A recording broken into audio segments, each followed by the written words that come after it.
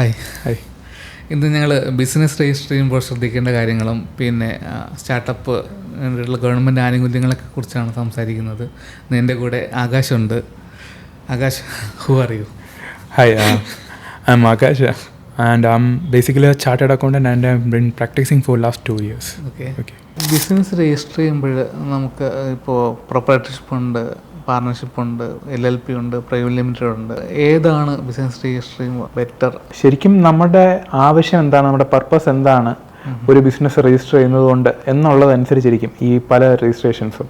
ഇപ്പോൾ നമ്മളൊരു ചെറിയ ബിസിനസ്സാണ് സ്റ്റാർട്ട് ചെയ്യാൻ പോകുന്നത്, വലിയൊരു വോളിയംനെസ് അല്ല, അതൊരു മാസീവ് സ്കെയിലിലോട്ട് അത് വളരാൻ ചാൻസ് ഇല്ല, അത് നമ്മളിൽ തന്നെ നിൽക്കാനാണ്, നമ്മൾ സക്സസേഴ്സിന് പാസ് ഓൺ ചെയ്യാനും ചാൻസ് ഇല്ല എന്നുണ്ടെങ്കിൽ നോർമൽ ഒരു പ്രൊപ്പറേറ്റർഷിപ്പ് മതിയാകും.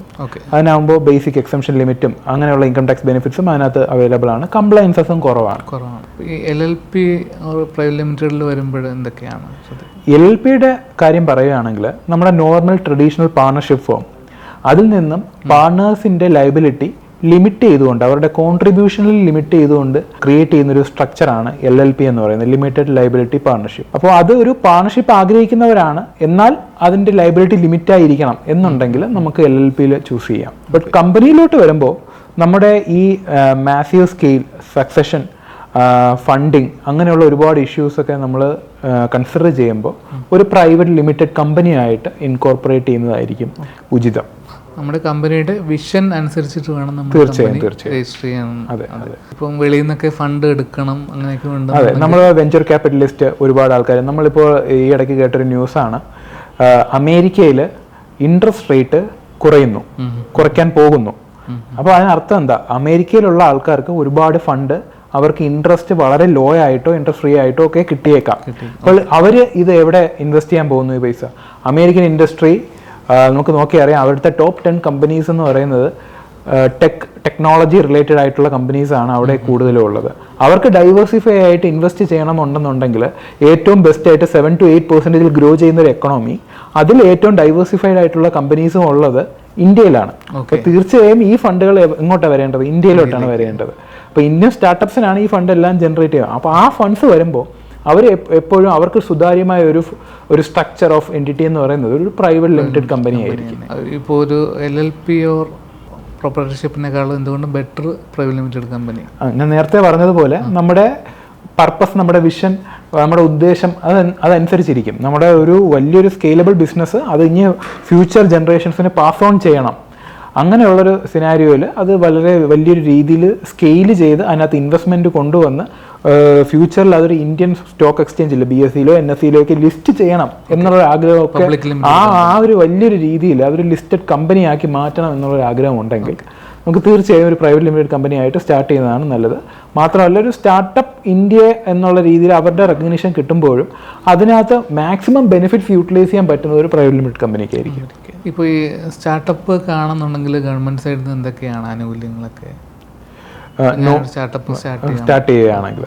നോർമലി നമ്മളൊരു സ്റ്റാർട്ടപ്പ് സ്റ്റാർട്ട് ചെയ്യുകയാണെങ്കിൽ ഗവൺമെൻറ് അവരുടെ റെക്കഗ്നൈസ്ഡ് ഒരു സ്റ്റാർട്ടപ്പ് ആക്കി മാറ്റണം എന്നുണ്ടെങ്കിൽ കുറച്ച് കണ്ടീഷൻസ് പറയുന്നുണ്ട്. നമ്മൾ നോർമലി എല്ലാവരെയും ഒരു സ്റ്റാർട്ടപ്പ് എന്ന് തന്നെയാണ് പറയുന്നത്. ഒരു വളരെ ലോ ലെവലിൽ നിന്ന് വലിയ ഫിനാൻഷ്യൽ ബാക്ക്ഗ്രൗണ്ടോ വലിയ സൗണ്ട് ഇൻഫ്രാസ്ട്രക്ചറോ ഒന്നും ഇല്ലാതെ ഒരു ഇന്നോവേറ്റീവ് ബിസിനസ് സ്റ്റാർട്ട് ചെയ്യുന്നവരെ എല്ലാം സ്റ്റാർട്ടപ്പ് എന്ന് നമ്മൾ വിളിക്കാറുണ്ട്. എന്നിരിക്കലും നമ്മളൊരു ബിസിനസ് റെക്കഗ്നിഷൻ ഇന്ത്യ ഗവൺമെൻറ്റിൽ നിന്ന് കിട്ടുമ്പോൾ അതിന് അവർ DPIITയുടെ റെക്കഗ്നേഷൻ തരുമ്പോൾ അതിനകത്ത് നമുക്ക് ഒരു 3 കണ്ടീഷൻസ് അവർ പറയുന്നുണ്ട്. നമ്മൾ സ്റ്റാർട്ട് ചെയ്തിട്ട് 10 വർഷം ആകാൻ പാടില്ല, നമ്മളൊരു LLP, ഒരു രജിസ്റ്റർഡ് പാർട്ണർഷിപ്പ് ഫോം അല്ലെങ്കിൽ ഒരു പ്രൈവറ്റ് ലിമിറ്റഡ് കമ്പനി ആയിരിക്കണം, അത് നമ്മുടെ ഒരു ഫിനാൻഷ്യൽ ഇയറിൽ നമ്മുടെ ടേൺ ഓവർ 100 കോടിയിൽ കൂടാൻ പാടില്ല, അങ്ങനെയുള്ള കുറച്ച് കണ്ടീഷൻസ് പറയുന്നുണ്ട്. അങ്ങനെയുള്ള ക്രൈറ്റീരിയ സാറ്റിസ്ഫൈ ചെയ്യുകയാണെങ്കിൽ നമുക്ക് അവരിൽ ഒരു റെക്കഗ്നിഷൻ കിട്ടും. അത് കിട്ടിക്കഴിഞ്ഞാൽ ഇൻകം ടാക്സ് ആക്ട്, പിന്നെ നമുക്ക് പാറ്റന്റ് എടുക്കാനായിട്ട്, പിന്നെ ഫണ്ടിങ്ങിന്, പിന്നെ ഈവൻ നമുക്കറിയാം ഒരു പ്രൈവറ്റ് ലിമിറ്റഡ് കമ്പനിക്ക് വൈൻഡിങ് അപ്പ്, ഒരു ഡിസോൾവ് ചെയ്യാൻ പോലും ഭയങ്കര പ്രയാസമാണ്. അപ്പോൾ ഒരു സ്റ്റാർട്ടപ്പ് ആണെങ്കിൽ 90 ഡേയ്സിനുള്ളിൽ അതിൻ്റെ വൈൻഡിങ് അപ്പ് പ്രോസസ്സ് കംപ്ലീറ്റ് ചെയ്യണമെന്നാണ് ഗവൺമെൻറ് പറയുന്നത്. അങ്ങനെയുള്ള ഒരുപാട് ആനുകൂല്യങ്ങൾ ഗവൺമെൻറ് സ്റ്റാർട്ടപ്സിന് കൊടുക്കുന്നുണ്ട്. ഇപ്പോൾ ഈ LLP ആയാലും പ്രൈവറ്റ് ലിമിറ്റഡ് കമ്പനി ആയാലും ഇതിൻ്റെ കംപ്ലൈൻസ് എല്ലാം ഭയങ്കര വലുതാണെന്ന് കേട്ടിട്ടുണ്ട്. അതെ, നമ്മളൊരു ഒരു നോർമൽ പ്രൊപ്പറേറ്റർഷിപ്പ് സ്റ്റാർട്ട് ചെയ്യുന്നത് പോലെയല്ല ഒരു പാർട്ണർഷിപ്പ് ഫേം. നോർമൽ ഒരു പ്രൊപ്പറേറ്ററിനുള്ള ടാക്സ് സ്ലാബ് അല്ല ഒരു പാർട്ണർഷിപ്പ് ഫേമിനുള്ളത്. ആ പാർട്ണർഷിപ്പ് ഫേമിന്റെ കംപ്ലയൻസ് അല്ല അത് നമ്മൾ LLP ആക്കി മാറ്റി കഴിഞ്ഞാൽ, LLPനേക്കാളും കൂടുതൽ കംപ്ലയൻസ് ആണ് നമ്മളൊരു പ്രൈവറ്റ് ലിമിറ്റഡ് കമ്പനി ആക്കി മാറ്റി കഴിഞ്ഞാൽ.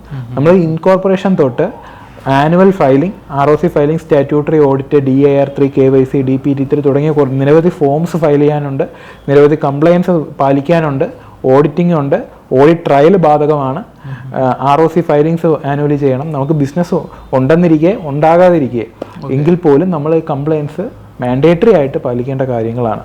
ഇപ്പോൾ നമ്മളിപ്പോൾ ഈ ഒരു പ്രൈവറ്റ് ലിമിറ്റഡ് കമ്പനി രജിസ്റ്റർ ചെയ്യുന്ന ആൾക്ക് ഇങ്ങനെയുള്ള കംപ്ലയിൻസിനെയൊക്കെ അവെയർ ചെയ്യാനായിട്ട് ഗവൺമെൻറ് എന്തെങ്കിലും അവരുടെ വെബ്സൈറ്റിലോ? അത് നമുക്ക് നമ്മുടെ ഇപ്പോഴത്തെ സിനാരിയോയിൽ നമ്മുടെ മിനിസ്ട്രി ഓഫ് കോർപ്പറേറ്റ് അഫയേഴ്സിന്റെ കീഴിലാണ് ഒരു കമ്പനിയോ അല്ലെങ്കിൽ ഒരു LLP രജിസ്റ്റർ ചെയ്യുന്നത്. അവരുടെ സൈറ്റിൽ തന്നെ, അവരുടെ പോർട്ടലിൽ തന്നെ എൻറ്റയർ തിങ്സ്, എല്ലാ ഫോംസ്, ഏതൊക്കെയാണ് ഫോംസ് എന്നുള്ളതൊക്കെ നമുക്ക് അതിനകത്ത് കാണാൻ കഴിയും. അല്ലെങ്കിൽ തന്നെ നമുക്കൊരു ഫൗണ്ടർ എന്ന നിലയിൽ നമുക്ക് കുറച്ച് ഒന്ന് മെനക്കെടാമെങ്കിൽ നമ്മുടെ ഫിംഗർ ടിപ്സിൽ തന്നെ ഇപ്പോഴത്തെ ഡിജിറ്റൽ പ്ലാറ്റ്ഫോംസിൽ കൂടെ നമുക്കൊന്ന് ഗൂഗിൾ സെർച്ച് ചെയ്താൽ പോലും നമുക്ക് എന്തൊക്കെയാണ് സാധനങ്ങളെന്ന് അറിയാൻ പറ്റും. ബട്ട് ഒരു ഹാഫ് നോളജിൽ നമ്മൾ മുന്നേറുന്നത് നമ്മൾ വളരെ ഡീപ്പ് അണ്ടർസ്റ്റാൻഡിങ് അതിനകത്ത് ഉണ്ടെങ്കിൽ മാത്രമേ അതിൽ നമ്മൾ പ്രവർത്തിക്കാവൂ. ഇല്ലാന്നുണ്ടെങ്കിൽ ഒരു പ്രൊഫഷണലിന്റെ ഹെൽപ്പ് നേടാം. ഒരു കൺസൾട്ടേഷൻ എടുത്തിട്ട് വേണമെന്നുണ്ടെങ്കിൽ ഒരു കൺസൾട്ടേഷൻ എടുക്കാം. ബട്ട് ഈ ഡീറ്റെയിൽസ് എല്ലാം ഓൺലൈൻ പ്ലാറ്റ്ഫോമിൽ തന്നെ കൊടുത്തിട്ടുണ്ട്. അതിനകത്ത് അണ്ടർസ്റ്റാൻഡിങ്ങിൽ എന്തെങ്കിലും ബുദ്ധിമുട്ടുണ്ടെന്നുണ്ടെങ്കിൽ you can take the help of a consultant. ഇപ്പോൾ ഈ GST രജിസ്റ്റർ ചെയ്യുമ്പോൾ അത് എത്ര ടേൺ ഓവർ വരുമ്പോഴാണ് നമ്മൾ GST മാൻഡേറ്ററി ആയിട്ട് രജിസ്റ്റർ ചെയ്യുന്നത്? നമുക്ക് GST വേണമെങ്കിൽ രജിസ്റ്റർ ചെയ്താൽ മതി തുടക്കത്തിൽ. ബട്ട് നമ്മളൊരു ഫിനാൻഷ്യൽ ഇയറിൽ ഒരു സർവീസ് ഇൻഡസ്ട്രിക്ക് ഒരു 20 lakhs ടേൺ ഓവർ, അല്ലാന്നുണ്ടെങ്കിൽ ഒരു എൻറ്റയർലി ഗുഡ്സ് ഡീൽ ചെയ്യുന്ന ഒരു ഇൻഡസ്ട്രിക്ക് ആണെങ്കിൽ 40 lakhs. ഇതാണ് ജനറലി മോസ്റ്റ് ഓഫ് ദി സ്റ്റേറ്റ്സിനും കൊടുത്തിരിക്കുന്ന ലിമിറ്റ്. അപ്പം നമ്മളുടെ ഒരു ഫിനാൻഷ്യൽ ഇയറിൽ പാൻ ബേസ്ഡ് ആയിട്ടുള്ള aggregate turn over in India should be less than 40 lakhs or 20 lakhs as the case may be. Turn over അങ്ങനെയാണെങ്കിൽ നമുക്ക് GST രജിസ്ട്രേഷൻ ആപ്ലിക്കബിൾ അല്ല, മാൻഡേറ്ററി അല്ല. ബട്ട് മാൻഡേറ്ററി ആവുന്ന സിനാരിയോസ് ഉണ്ട്. നമ്മൾ ഇൻഡർസ്റ്റേറ്റ് സെയിൽസ് നടത്തുകയാണ്, നമുക്ക് വേറെ കുറച്ച് ക്രൈറ്റീരിയാസ് ഒക്കെ മെറ്റ് ചെയ്യുകയാണെങ്കിൽ നമ്മൾ എന്നാൽ പോലും ഈ ടേൺ ഓവർ ലിമിറ്റ് മെറ്റ് ചെയ്തില്ലെങ്കിൽ പോലും GST രജിസ്ട്രേഷൻ എടുക്കേണ്ട വേറെ കുറേ സിനാരിയോസ് ആക്ടിൽ പറയുന്നുണ്ട്. എങ്കിലും നമ്മുടെ നോർമൽ ബിസിനസ് പാർലൻസിൽ വെൻഡേഴ്സൊക്കെ GST മാൻഡേറ്ററി ആയിട്ട് ചോദിക്കുന്ന സിനാരിയോ ആണെങ്കിൽ നമ്മൾ തുടക്കം മുതൽ ഒരു വോളണ്ടറി ബേസിസിൽ GST രജിസ്ട്രേഷൻ എടുക്കുന്നതായിരിക്കും നല്ലത്. GST ഏതൊക്കെ ടൈപ്പ് GST രജിസ്ട്രേഷൻ ആണുള്ള? ഇപ്പോൾ കോമ്പോസിഷൻ അങ്ങനെ? GST നമുക്ക് നോർമൽ റെഗുലർ ടാക്സ് പെയർ ഉണ്ട്, ഇല്ലെങ്കിൽ കോമ്പോസിഷൻ സ്കീം ഉണ്ട്. ഇല്ലാന്നുണ്ടെങ്കിൽ നമുക്ക് quarterly return monthly payment QRMP scheme എന്ന് പറഞ്ഞൊരു സ്കീമും ഉണ്ട്. നമുക്ക് ക്വാർട്ടർലി റിട്ടേൺ ആണെങ്കിൽ നമ്മൾ മന്ത്ലി തന്നെ പേയ്മെന്റ് ചെയ്യണം, ബട്ട് റിട്ടേൺ ക്വാർട്ടർലി ചെയ്താൽ മതി. അപ്പോൾ ആ ഒരു ചെറിയൊരു കംപ്ലയൻസ് നമുക്ക് ഒഴിവായി കിട്ടും. മന്ത്ലി റിട്ടേൺ ആണെങ്കിൽ നോർമലി മന്ത്ലി റിട്ടേൺ ഫയൽ ചെയ്യണം, ടാക്സും പേ ചെയ്യണം. അല്ല കോമ്പോസിഷൻ സ്കീം ആണെങ്കിൽ അവർക്ക് ഈ ചെറിയ ബിസിനസ്സുകാർക്ക്, ടേൺ ഓവർ വളരെ ചുരുങ്ങിയ ബിസിനസ്സുകാർക്ക് ഗവൺമെന്റ് കൊടുത്തിരിക്കുന്ന ഒരു ഓപ്ഷനാണ് നിങ്ങൾക്ക് കോമ്പോസിഷൻ സ്കീം ഓപ്റ്റ് ചെയ്യാം. പ്രൊവൈഡഡ് നിങ്ങൾക്ക് ഇൻപുട്ട് ടാക്സ് ക്രെഡിറ്റ് എടുക്കാൻ പറ്റില്ല, കസ്റ്റമറിൻ്റെ നിന്ന് ടാക്സ് വാങ്ങാൻ പറ്റില്ല. പക്ഷേ നമുക്ക് ഈ ചെറിയ ടേൺ ഓവർ ആയതുകൊണ്ട് നമുക്ക് ഏറ്റവും ബെനിഫിഷ്യൽ അതാണെന്ന് ഉണ്ടെങ്കിൽ നമുക്കത് ചൂസ് ചെയ്യാവുന്നതാണ്. ഞാനിപ്പോൾ കണ്ടിട്ടുള്ളത് ഇപ്പോൾ ഈ ചെറിയ ഓൺലൈൻ സെയിലിംഗ് ഒക്കെ നടത്തുന്നവർ ഓൺലൈൻ വെബ്സൈറ്റ് ആമസോണിലും ഫ്ലിപ്കാർട്ടിലൊക്കെ ലിസ്റ്റ് ചെയ്യണമെങ്കിൽ GST മാൻഡേറ്ററി ആണ്.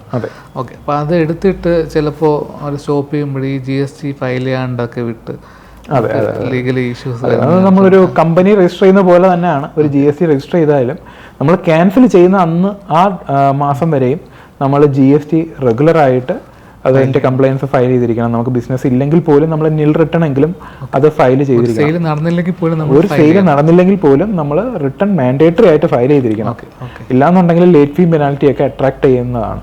ഓക്കെ, ഈ കമ്പനി ആനുവൽ കംപ്ലയിൻസ് ഒക്കെ പറഞ്ഞില്ല, അപ്പോൾ ഏതൊക്കെ മന്തിൽ ആണ് മെയിനായിട്ട്? നമ്മളൊരു പ്രൊപ്പറേറ്റർഷിപ്പ് ഫേം ആണെങ്കിൽ നമുക്ക് ഈ GST രജിസ്ട്രേഷൻ ആണ് മെയിൻലി വരിക. GST രജിസ്ട്രേഷൻ മന്ത്ലി ആണ് ഫയൽ ചെയ്യാൻ നോർമലി വരുന്നത്. ആനുവൽ കംപ്ലയിൻസ് നമ്മുടെ ITR ആണ്, ഇൻകം ടാക്സ് റിട്ടേൺ ഫയൽ ചെയ്യുമ്പോഴാണ് ആനുവൽ റിട്ടേൺ വരുന്നത്.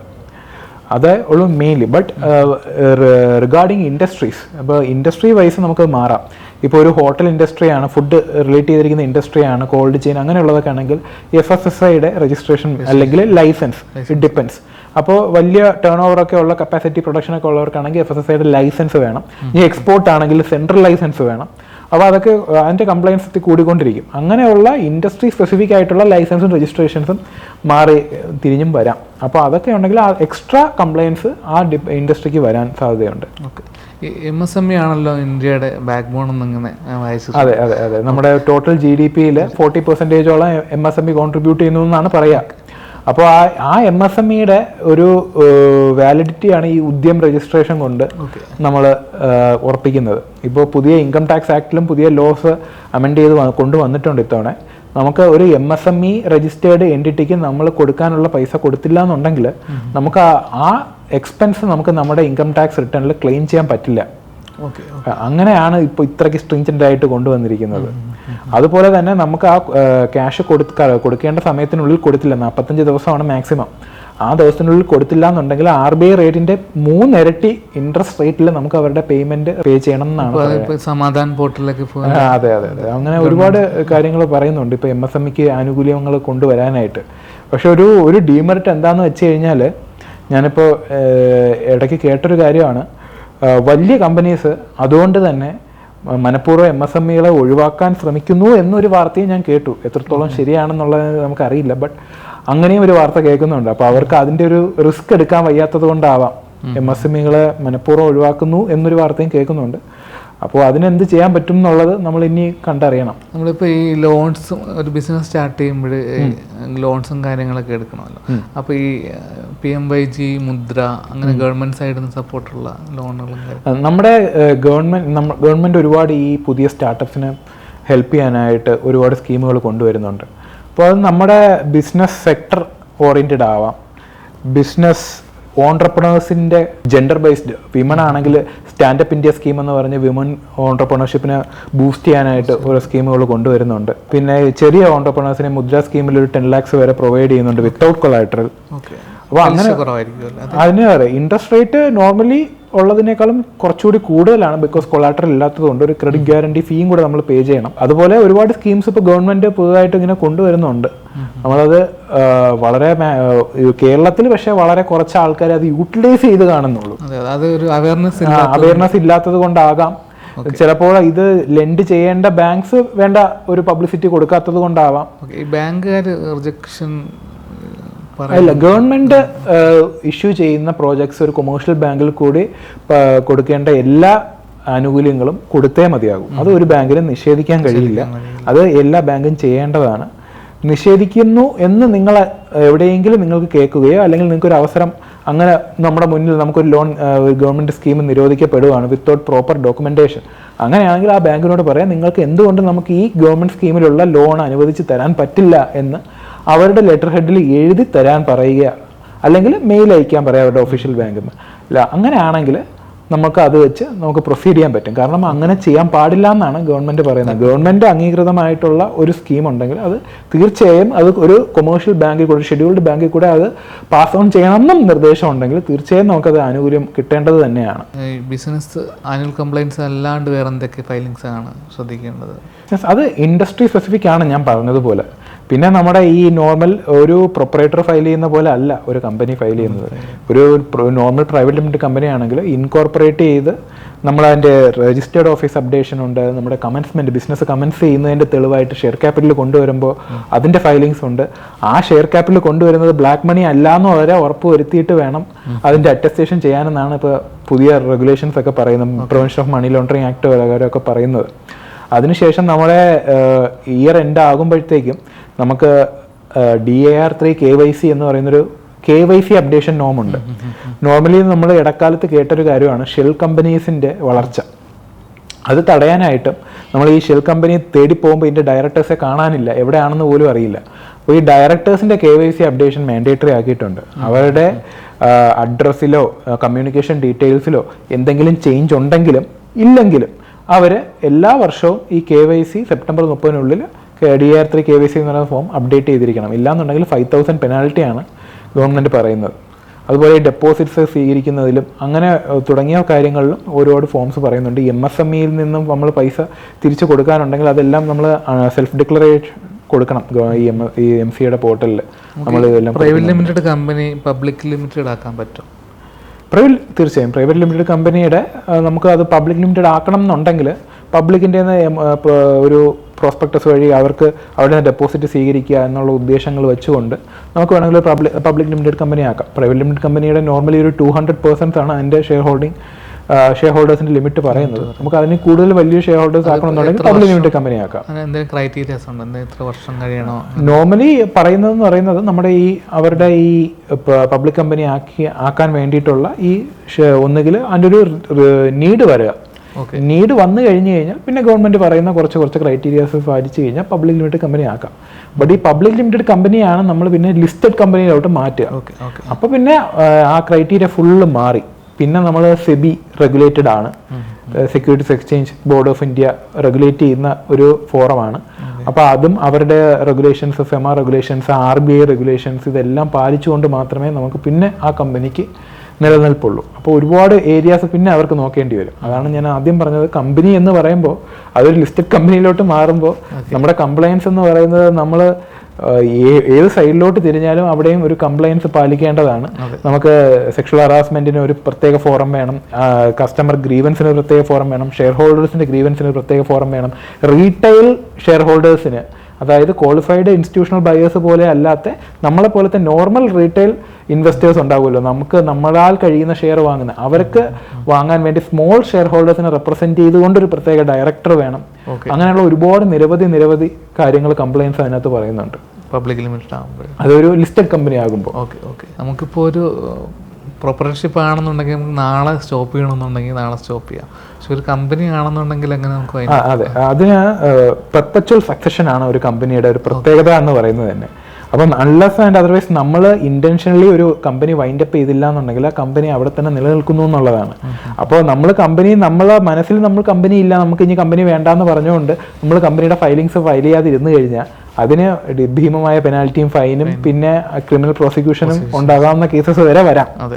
അപ്പോൾ പക്ഷേ ഒരു പ്രൊപ്പറേറ്റർ ആണെന്നുണ്ടെങ്കിൽ നമുക്ക് നാളെ ബിസിനസ് നിർത്താം എന്നുണ്ടെങ്കിൽ നാളെ നിർത്താം.